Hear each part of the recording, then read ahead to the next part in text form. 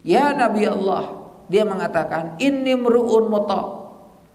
Aku ini adalah orang yang sangat ditaati di kaumku. Wa inni raji'un ilaihim, dan aku akan kembali lagi kepada mereka.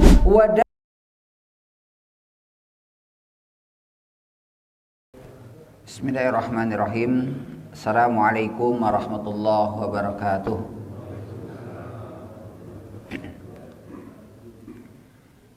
Innal hamdalillah nahmaduhu wa nasta'inuhu wa nastaghfiruh wa na'udzu billahi min shururi anfusina wa min sayyiati a'malina. May yahdihillahu fala mudhillalahu wa may yudlil fala hadiyalah. Wa asyhadu an la ilaha illallah wahdahu la syarikalah wa asyhadu anna Muhammadan abduhu wa rasuluh alladzi la nabiyya ba'dah. Ya ayyuhalladzina amanu taqullaha haqqa tuqatih wa la tamutunna illa wa antum muslimun. Allahumma shalli wa sallim ala nabiyyina Muhammad wa ala alihi wa sahbihi wa man tabi'ahum bi ihsanin ila yaumiddin. Hadirin jamaah subuh yang insyaallah dirahmati dan dimuliakan Allah Subhanahu wa taala. Alhamdulillah pada kesempatan pagi hari ini kita bisa kembali bersama bermajelis, yang mana tentunya mudah-mudahan Allah Subhanahu wa taala senantiasa memberikan taufik, hidayah dan juga kesehatan. Pada kesempatan pagi hari ini jemaah sekalian, kita akan membahas berkaitan dengan sirah nabawiyah fil ardi 'alal afradi wal qabail. Berkaitan dengan bagaimana Rasulullah sallallahu alaihi wasallam menawarkan Islam kepada para tokoh dan beberapa kabilah, baik yang berasal dari Mekah ataupun orang-orang yang berasal dari luar kota Mekah yang datang menjadi delegasi dari kalangan masyarakat. Tentu jamaah sekalian, jamaah Allah Subhanahu wa taala, Mekah, Baitullah adalah bukan hari ini saja menjadi tempat tujuan untuk datang ke Baitullah. Karena semenjak sebelum datang Islam pun atau sebelum datang Nabi pun, Mekah, Baitullah adalah merupakan tempat yang dikunjungi banyak orang. Maka tidak heran kalau kita kembali kepada ke belakang jemaah sekalian, Rasulullah sallallahu alaihi wasallam dibesarkan di Taif, di kampung pedalaman Taif, jauh dari kota Mekah. Salah satu alasannya adalah agar bahasa Nabi sallallahu alaihi wasallam yang menjadi bahasa asli bangsa Arab saat itu tidak tercampur dengan bahasa-bahasa yang di mana Mekah adalah tempat berkumpulnya banyak orang. Maka ya dibawalah Rasulullah sallallahu alaihi wasallam oleh Halimatus Sa'diyah untuk membesarkannya di perkampungan Taif, sekaligus adalah untuk menjaga bahasa Arab yang benar. Ya, kenapa jemaah sekalian? Karena Mekah adalah didatangi dari beberapa suku, beberapa negara, beberapa wilayah, beberapa negeri yang notabene mereka memiliki bahasa yang berbeda, karakter dan budaya yang bisa saja berdampak ya kepada masyarakat bangsa Arab. Dan itu tidak bisa dipungkiri jemaah sekalian bahwasanya salah satu perubahan suatu negara, suatu kampung, satu lingkungan adalah karena hadirnya budaya-budaya luar, yang bisa jadi budaya itu adalah bertentangan dengan budaya yang baik ya di daerah atau di negeri yang ditinggali oleh seseorang. Nah, jamaah sekalian yang Allah Subhanahu wa taala, maka Rasulullah Shallallahu Alaihi Wasallam, ya, karena Mekah adalah merupakan pusat peradaban yang merupakan di mana orang-orang banyak hadir. Apakah tujuannya mereka untuk beribadah? Apakah tujuannya mereka untuk berniaga? Apakah tujuannya mereka untuk mengunjungi keluarganya? Ya, dengan berbagai macam tujuan. Dan itu adalah merupakan peluang, kesempatan oleh Rasulullah Sallallahu Alaihi Wasallam untuk menawarkan Islam itu bukan hanya kepada bangsa Arab yang notabene ada di Mekah, tetapi kepada orang-orang yang hadir, yang datang di Mekah. Ya. Wa kana Rasul Sallallahu Alaihi Wasallam harisan ala iblagi dakwah. Dan Rasulullah adalah orang yang memiliki jiwa semangat untuk menyampaikan dakwahnya. Wa kana la yad'u wafidan min al-arab lahu ismun wa syarab illa da'ahu. Tidak ada satu orang pun dari bangsa Arab, ya, yang dimana mereka memiliki jabatan wa syarab dan kedudukan, pasti beliau akan menawarkan, ya, mendakwahkan ajaran Islam tersebut. Dan ini salah satu di antara, ya, yang istilah para ulama kita menyebut dengan syuja'atun nabi. Salah satu di antara bentuk keberanian dakwah Rasul Sallallahu Alaihi Wasallam bukan hanya kepada orang-orang yang mungkin secara ekonominya lemah, tetapi juga Rasulullah Sallallahu Alaihi Wasallam hadir, datang dakwah itu kepada siapa? Kepada mereka yang memiliki kedudukan dan jabatan, baik yang ada di Mekah ataupun orang-orang yang hadir ke Mekah.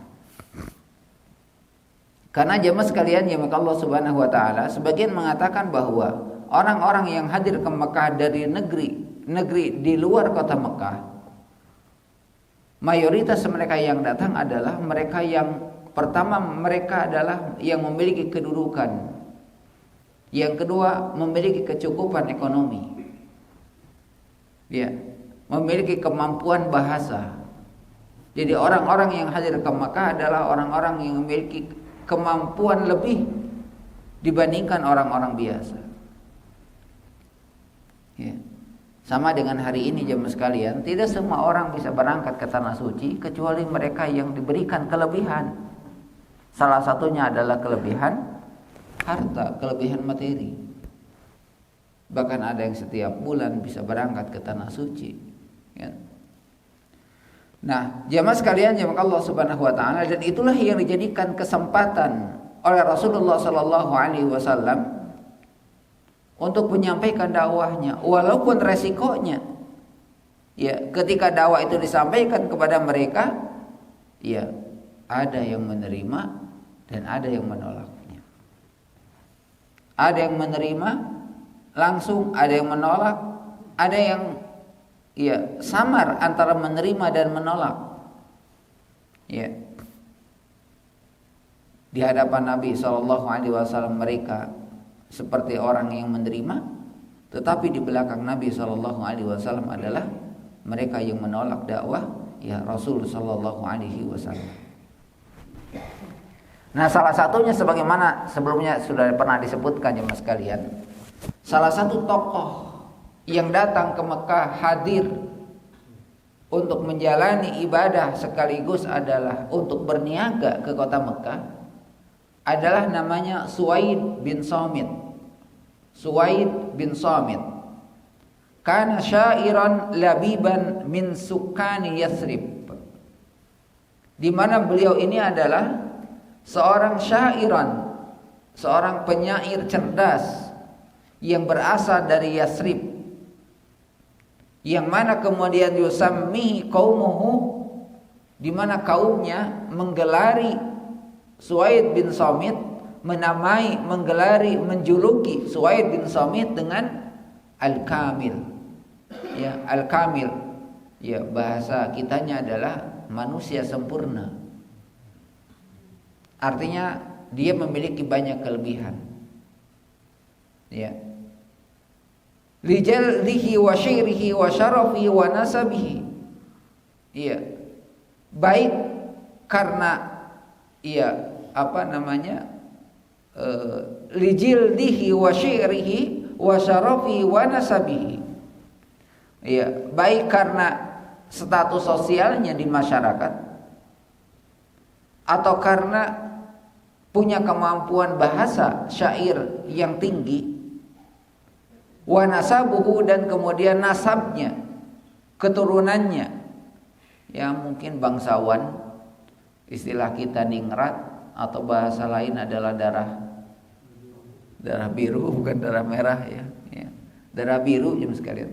Artinya dia adalah orang yang memiliki banyak kelebihan. Selain memiliki kedudukan, kecukupan ekonomi, dan cerdas, ya, dan memiliki kecerdasan. Ja'a Makkah hajan au mu'tamiran. Nah, dia pernah datang saat melaksanakan ibadah haji dan ibadah umrah. Jadi ketika datang di awal, karena Rasulullah tidak tahu siapa yang datang, maka pada datang berikutnya, maka beliau Rasulullah mendatanginya. Fada'ahu Rasul ilal Islam. Maka didatangi, dihampiri, dan kemudian dikenalkan tentang Islam. Ya, dikenalkan tentang Islam. Faqala, maka ia mengatakan, la'alil ladzi ma'aka mislul ladzi ma'i. Ya, Suhaid bin Sabit mengatakan, barangkali ada sesuatu yang kamu fahami, ada satu ilmu yang kamu memiliki kesamaan, kemiripan dengan ilmu pengetahuan yang kami miliki. Faqala Rasul sallallahu alaihi wasallam, maka Rasulullah sallallahu alaihi wasallam mengatakan, wa mal ladzi ma'ak. Memang apa yang kamu miliki, kata Rasulullah. Qala hikmatul Luqman. Dia mengatakan bahwasanya hikmah Luqman. Qala, maka Rasul mengatakan, irid alayya, tunjukkan kepadaku pengetahuan yang kamu miliki tersebut. Fa'ariduha, maka ia pun kemudian menunjukkan pengetahuan tentang hikmah Luqman. Faqala Rasul sallallahu alaihi wasallam, maka apa kata Rasulullah? Inna hadzal kalam husnun walladzi ma'i afdal min hadza. Ya. Maka kemudian Rasulullah mengatakan, inna hadzal kalam, pengetahuan yang kamu miliki adalah merupakan pengetahuan yang sangat baik, kata Rasulullah sallallahu alaihi wasallam. Walladzi ma'i, tetapi apa yang ada pada diriku, kata Rasulullah, afdal min hadza, lebih baik dari apa yang kamu miliki. Jadi di satu sisi bagaimana Rasulullah mengangkat Suhaid bin Samit, ya, dengan memiliki kemampuan, ya, ilmu yang berkaitan dengan hikmah Luqman. Rasulullah mengatakan, apa yang kau miliki itu adalah merupakan pengetahuan yang sangat baik.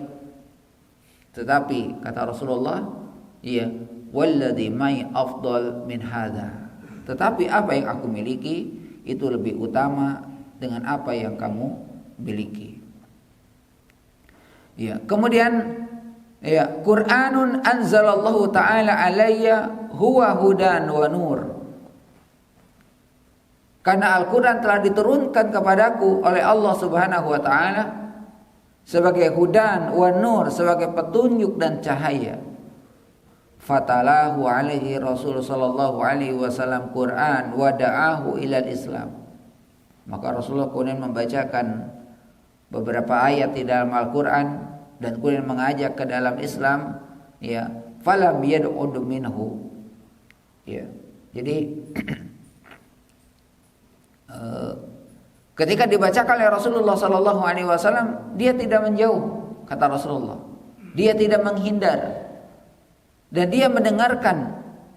Wa qala, dan kemudian dia mengatakan, ya, inna hadzal qaul husnun. Ya, apa yang kamu katakan itu sesungguhnya adalah perkataan yang sangat baik.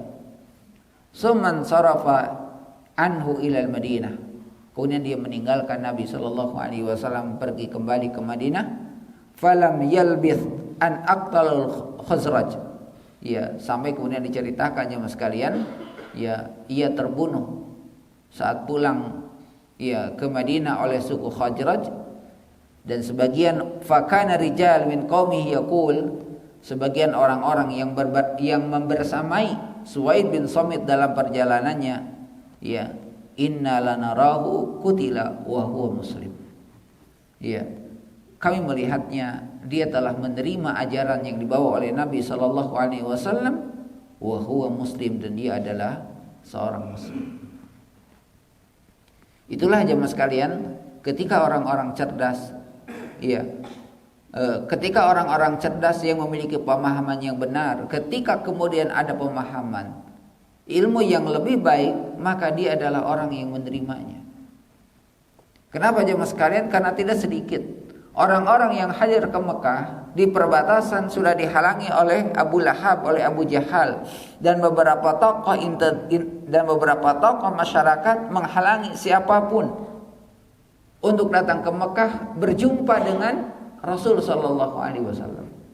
Mereka mewanti-wanti, mereka mengingatkan agar kemudian tidak bertemu dengan Nabi sallallahu alaihi wasallam.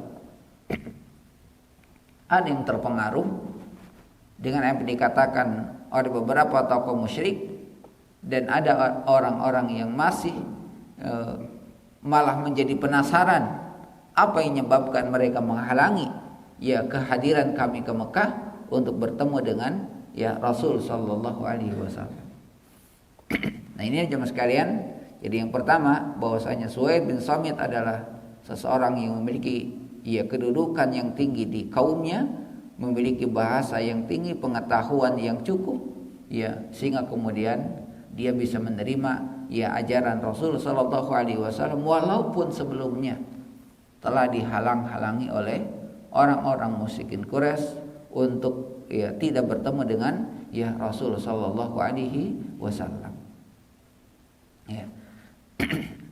Jamaah sekalian yang dirahmati Allah Subhanahu wa taala, kemudian ya yang lainnya di antara tokoh yang didatangi oleh Rasul sallallahu alaihi wasallam saat kemudian ada beberapa kabilah suku dari luar dari negeri Mekah datang untuk berniaga, datang untuk beribadah ke tanah suci. Yang lainnya adalah Tufail bin Umar Ad-Dausi.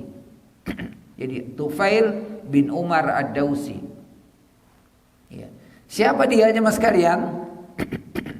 Kana sayyidan muta'an fi Daus.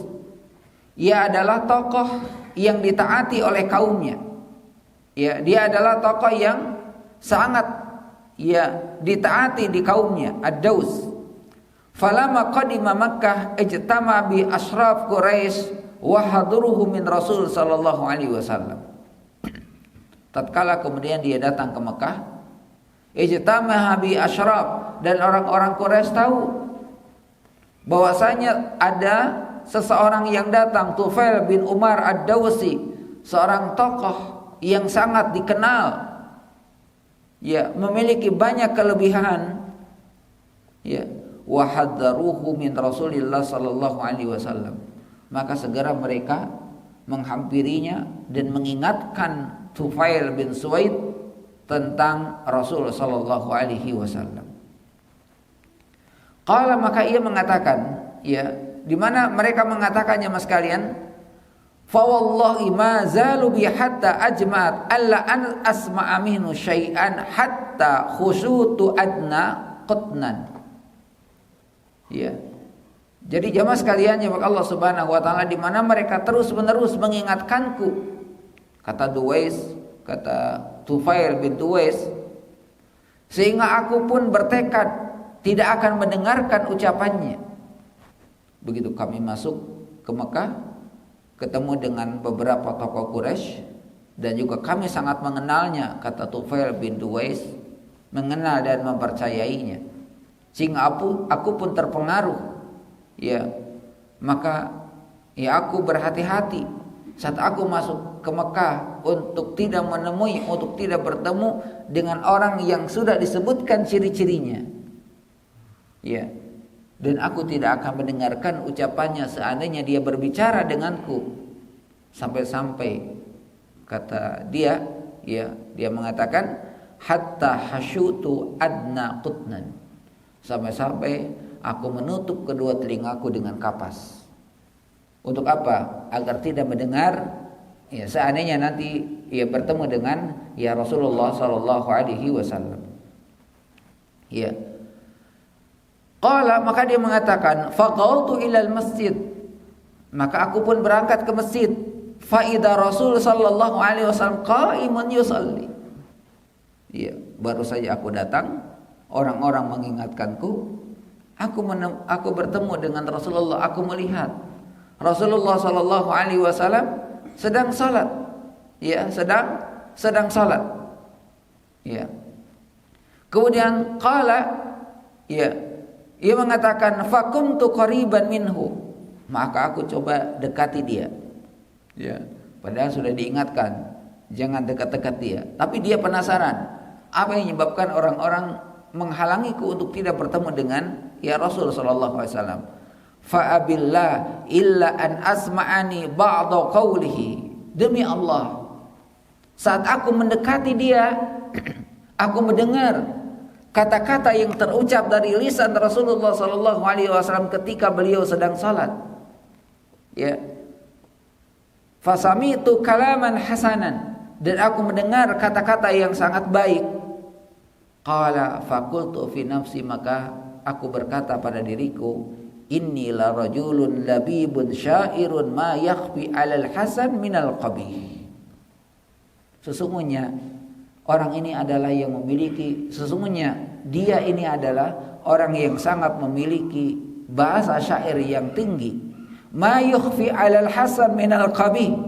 Tidak ada sedikit pun yang kudengar kecuali semuanya adalah kebaikan dan tidak ada yang tercela dari semua apa yang dikatakannya. Fama yamna'ani an asma min hadar rajul. Tetapi kenapa orang-orang menghalangiku untuk tidak bertemu, untuk tidak mendengarkan apa yang ia katakan? Ya. Falama insarafa Muhammad sallallahu alaihi wasallam tabi'athu wa akhbartu. Maka tatkala Rasulullah selesai salat dan kemudian Rasulullah berjalan pergi meninggalkan tempat salatnya, maka aku ikuti dia. Nah, maka aku pun ikuti dia. Ya. Kemudian ya mas sekalian, maqultu Quraisy. Ya. Sementara aku masih ingat dengan kata-kata orang Quraisy. Fa abillah illa an asmani qaulaka. Ya. Sampai dia mendekati Rasulullah sallallahu alaihi wasallam dan pun aku katakan fa abillah, dan demi Allah illa ayyasma'ani qaulaka, sungguh aku telah mendengarkan apa yang kamu katakan tadi. Fasami'tu qaulan hasanan, apa yang kamu katakan ya Nabi Allah. Dia mengatakan inni mru'un muta', aku ini adalah orang yang sangat ditaati di kaumku. Wa inni raji'un ilaihim, dan aku akan kembali lagi kepada mereka. Alhamdulillah, alhamdulillah.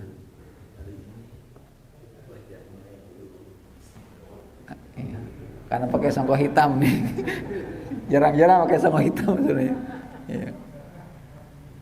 Saya menyanyikan mengenai Al-Fajr saja, Pak. Iya. Itu disebutkan dalam Al-Fajr itu walayalin asyr 10. Walayalin asyr dalam surat Fajar, dalam surat 89. Kemudian ditanyakan lebih lanjut bagaimana dengan ganjil dan genap. Dan kemudian setelah walaili yasr, padahal dalam surat itu adalah mengenai azab yang diberikan kepada bangsa Samud, yang orang pandai, yang masyarakat yang pandai, yang belum ada bentuk kota yang telah dibangun oleh itu baik di masa sekarang.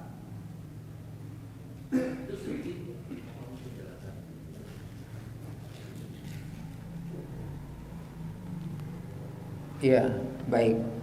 Itu kan kalau dalam surat Al-Fajr itu jemaah sekalian, ya.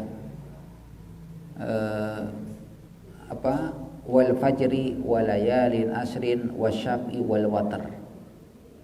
Ya. Ini sebenarnya kalau dua ayat pertama itu kan itu cerita tentang keutamaan 10 hari pertama di bulan Zulhijjah. Ya, wal fajri walayalin, demi fajar dan malam yang 10. Maksudnya malam yang 10 itu adalah 10 hari pertama di bulan Zulhijjah. Ya, yang disebut dengan Al-Fajr itu adalah ya hari Idul Adha tanggal 10. Ini sebenarnya berbicara tentang keutamaan 10 hari pertama di bulan Zulhijjah. Kemudian Allah mengatakan wasyaf'i wal watr, demi genap dan yang ganjil. Ini salah satu kekuasaan Allah, bahwasanya Allah menciptakan sesuatu itu pasti ada genap dan ganjil itu kan. Ya, pasti ada genap dan ganjil, ya. Ini menunjukkan ya mas kalian, ayat ini adalah ayat ini sebenarnya nanti kaitannya dengan Idul Adha ya.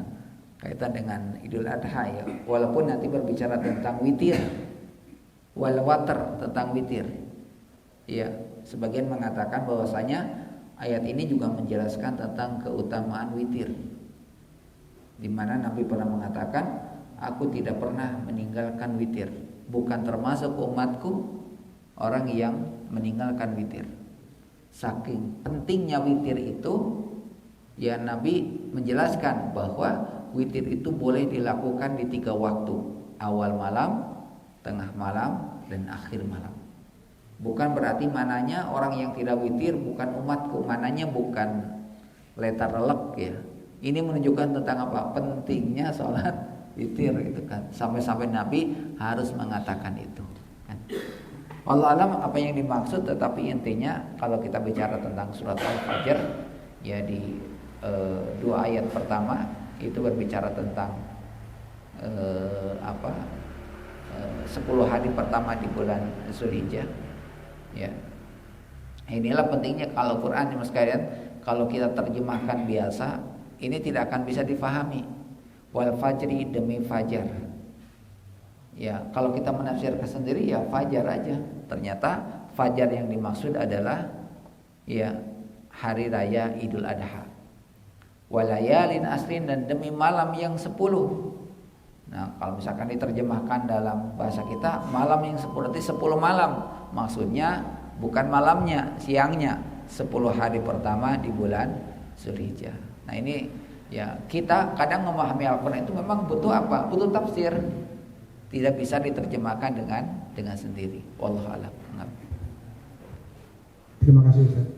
Tadi pada waktu dijelaskan kelihatannya begitu mudah bahwa orang-orang yang pandai, orang-orang yang berilmu tadi dengan mudah bisa menerima ayat-ayat Al-Quran. Terus tadi juga Ustaz menyampaikan juga di akhir bahwa ayat-ayat Al-Quran itu untuk orang-orang yang berakal. Yeah. Ini saya kaitkan dengan yang tadi Ustaz sudah menyampaikan bahwa ibadur rahman itu kalau dari Al-Furqan 63 sampai 73 itu ciri-ciri dari 63 sampai 74 ciri-ciri hamba yang dicintai Allah ada 12. Yeah. Tapi yang saya coba membaca di ayat 30 Rasul sempat berdoa kepada Allah, ya Tuhanku, sesungguhnya kaumku telah menjadikan Al-Quran ini diabaikan. Jadi mohon nanti dikaitkan dengan itu. Terus yang ayat 73-nya, dan orang-orang yang apabila diberi peringatan dengan ayat-ayat Tuhan mereka tidak bersikap sebagai orang-orang yang tuli dan buta. Itu mohon dijelaskan dengan kaitan tadi yang Ustaz sampaikan dengan kedua ayat ini. Terima kasih. Baik. Jadi jemaah sekalian yang Allah Subhanahu wa taala, kalau kita baca di surat Al-Furqan ya, ayat 63 sampai 77. Itu Allah menceritakan tentang sifat ibadur rahman. Ibadur rahman itu artinya adalah orang-orang yang dikasihi, dicintai oleh Allah. Ya, orang-orang yang dicintai, dikasihi oleh Allah Subhanahu wa taala. Nah, salah satu doa ibadur rahman, nah ini kita hanya bisa doanya saja. Ya, hanya bisa doanya saja. Rabbana hablana min azwajina wa dzurriyyatina qurrata a'yun. Kita hanya ujungnya saja.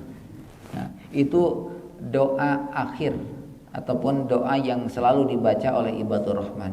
Tetapi tentunya sekalian, kebaikan itu bukan hanya doa, tapi harus ada usaha sebelumnya.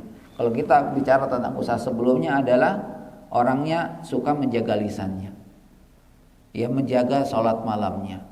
Orangnya suka bersedekah, menghindarkan diri dari hal-hal yang bisa mendatangkan dosa. Andaikan dia terjatuh ke dalam dosa, maka dia adalah orang yang segera beristighfar, beramal soleh, dan bertobat kepada Allah Subhanahu wa ta'ala.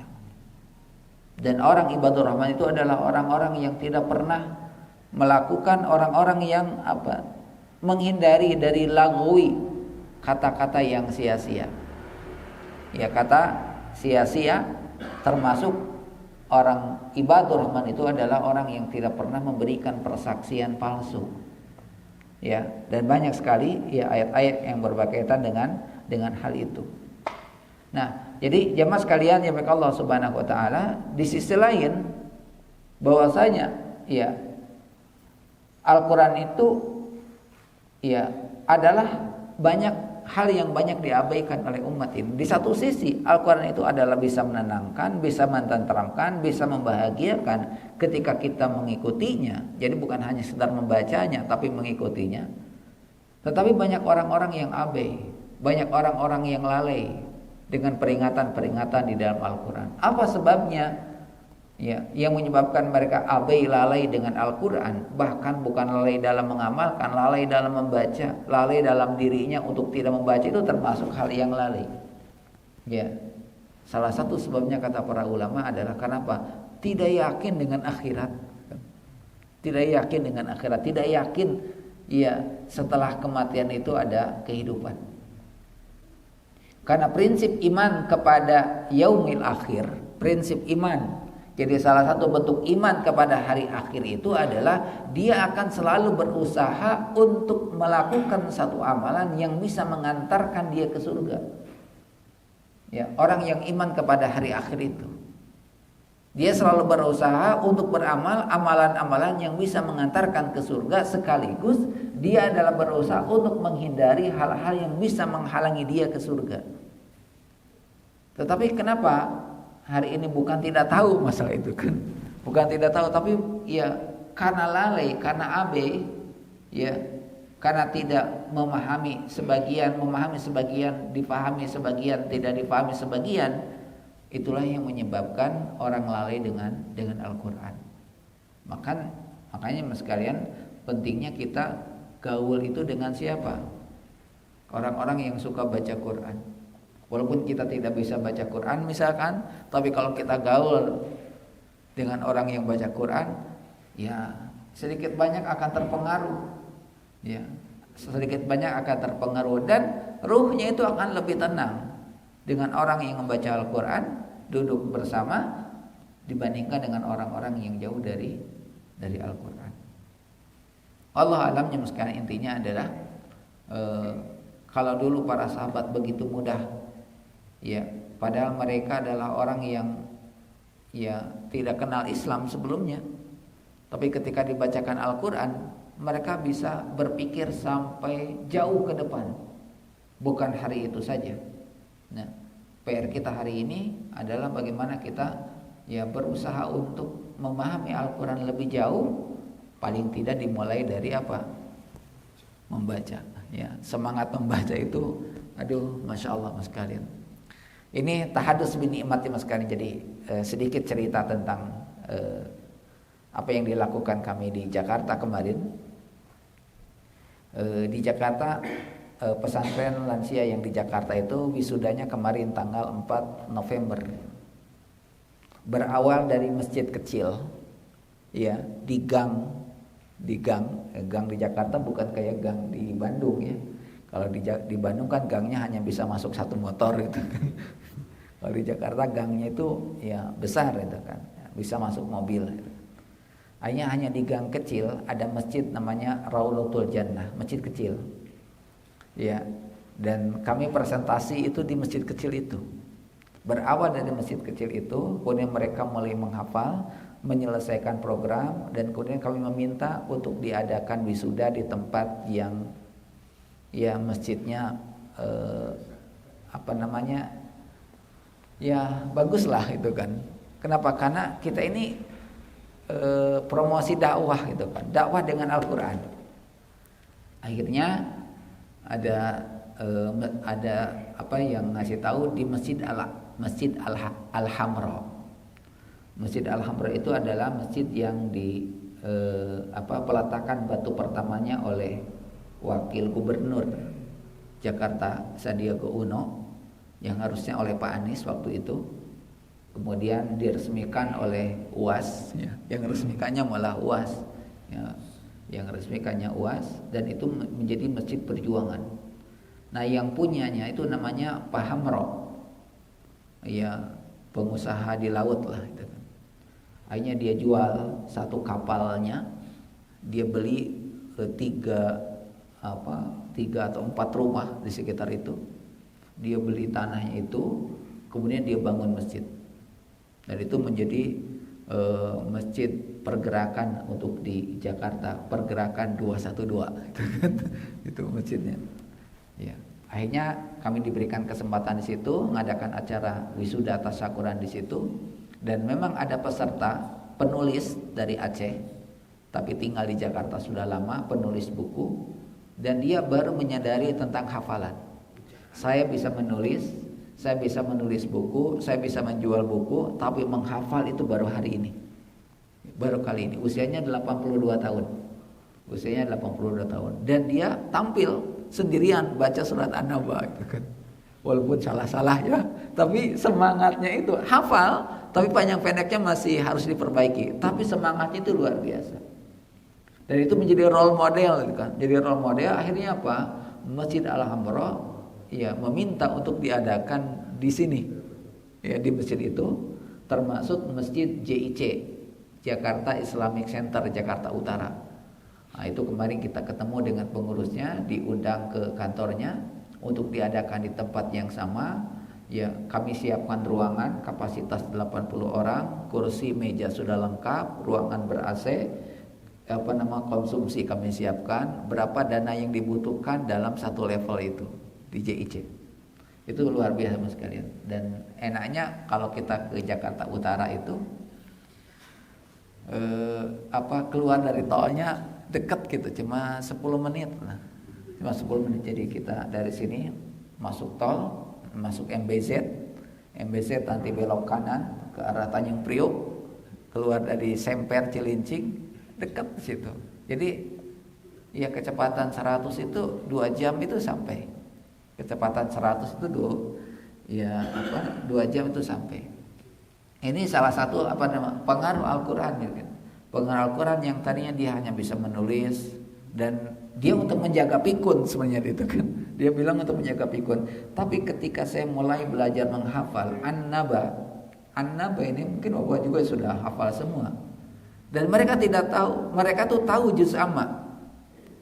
Ketika ditanya tahu juz amma, tahu. Apa jawabannya? Juz amma itu surat-surat pendek. Kan? Apa itu juz amma? Ya Al-Quran yang isinya kumpulan surat-surat pendek. Ya bisa benar bisa salah jawaban itu. Padahal juz amma itu artinya adalah juz 30 yang diawali kata amma. Ya, hafalan kita bukan dari amma, dari An-Nas Al-Falaq gitu kan. Nah, itu luar biasa sekalian. Dan kemarin panitia juga sempat, aduh nanti peserta yang datang kira-kira ada enggak? Ya kira-kira ada tidak? Gitu kan. Ternyata di luar dugaan, ya pihak Bank BSI juga support, mie sedap juga support itu kan. Tiba-tiba ada yang bantu aja begitu. Ya, padahal pesertanya hanya 38, Ya, usia paling muda 45, usia yang paling sepuh 82 tahun. Dan mereka Masya Allah itu kan. Ya. Soalnya wisuda itu ya bukan selesai. Ya. Ya, selesai 4 bulan pertama. Perlu ada itu untuk apa? Memberikan motivasi semangat kepada orang lain. Saya bisa menghafal di usia ini. Ketika ayo kita menghafal, dan ternyata ya ketika disuruh membaca. Jadi kalau Bapak lihat di Baitul Mutakin ya, hari Kamis lah. Hari Kamis itu yang masih angkatan awal. Itu ketika mereka disuruh menghafal, mereka angkat tangan. Masya Allah, itu mereka angkat tangan, berlomba untuk angkat tangan itu kan. Karena terlalu banyak yang angkat tangan, akhirnya yang baca itu ya dibatasi saja. Akhirnya dibagi-bagi. Bahkan ada bapak ibu yang tidak pernah tampil baca. Nah, ketika kemarin kami sampaikan, siapa yang tidak pernah baca di sini, angkat tangan. Disuruh baca bisa. Ternyata ada kemampuan yang tersembunyi dari peserta itu. Dan memang beda ketika sudah dibacakan hafalannya di depan orang, keberaniannya itu muncul. Ya, beda ketika kita punya hafalan, dibacakan, orang-orang mendengarkan dan semuanya hafal gitu kan. Karena salah sedikit saja, ya semuanya pasti memperbaiki itu kan. Itu biasanya jadi apa? Jadi grogi, nggak bisa lanjut itu. Hilang konsentrasi gitu kan. Jadi blank gitu kan. Itu luar biasa Mas kalian. Nah, sekarang ini pengaruh dari Al-Qur'an ya, salah satunya tadi yang Jakarta itu alhamdulillah jadi terbuka di 2 titik dan itu menjadi pusat ya peradaban ya perkembangan Islam ya untuk di daerah Jakarta Utara. Mudah-mudahan ini bisa berlanjut ke Jakarta yang lainnya tapi minimal di Jakarta Utara. Sebenarnya mau ngundang Anies, makanya karena mengundang Anies ada Pak Anies juga fotonya gitu kan. Tidak jadi datang karena beliaunya keluar kota gitu. Saya kira ini saja Mas kalian sudah masuk. It's okay. Baik, saya kira ini saja yang bisa kami sampaikan. Syukran wa jazakumullah khairan. Mudah-mudahan kita semuanya diberikan kesehatan dan dipertemukan kembali dengan bulan Ramadan. Sisa 3 bulan jaga kesehatan kita. Mudah-mudahan Allah pertemukan dengan bulan Ramadan sehingga kemudian kita bisa melakukan ibadah. Informasi terakhir, insya Allah kalau Bapak-Bapak mau ikutan gabung di acara mabit di Masjid Baitul Mutakin. Ya mungkin yang sudah daftar hari ini sudah di angka 200-an. Ya. Untuk di Baitul Mutakin jadi malamnya ada materi bersama keluarga di surga bersama keluarga. Jadi memang diupayakan hadirnya keluarga itu kan. Ya, nanti subuhnya baru presentasi tentang dirosa. Kenapa dipresentasikan? Karena Ramadan sudah dekat supaya sebelum puasa itu bisa baca. Itu tanggal kalau tidak bergeser waktunya tanggal 15 hari Sabtu. Kalau tidak tanggal 15 atau tanggal 22 Sabtu malam Ahad. Dari mulai maghrib disiapkan makan malam, kemudian paginya mungkin ada disiapkan makan sarapan paginya, insya Allah. Nanti kami informasikan lagi pastinya untuk tanggalnya karena kami kemarin masih tarik ulur waktunya karena harus disesuaikan dengan jadwal di Masjid Baitul Mutakin. Kemudian juga alhamdulillah kemarin tuh Rudi yang ngadain acara digital, masjid digital itu luar biasa. Baitul Mutakin kemarin langsung ada tim medianya. Selama ini Baitul Mutakin tidak ada tim medianya. Kemarin waktu saya isi, ada tim medianya ini. Wah, berarti sukses nih acaranya Rudi di sana. Ini kan padahal pesertanya cuma 70 orang. Dan ternyata memang masjid itu butuh tim media, gitu kan. Dan itu butuh anak muda yang suka main HP. Itu kan tinggal diarahkan kepada yang positif. Kalau main HP mah anak muda jago, tapi diarahkan kepada yang positif itu kan ya belum tentu. Demikian syukran wa jazakumullah khaira. Kita akhiri majelisnya dengan baca doa kafaratul majelis. Subhanakallahumma rabbana wa bihamdik asyhadu alla ilaha illa anta astaghfiruka wa atubu ilaik. Akhiru dawana alhamdulillahi rabbil alamin. Wassalamualaikum warahmatullahi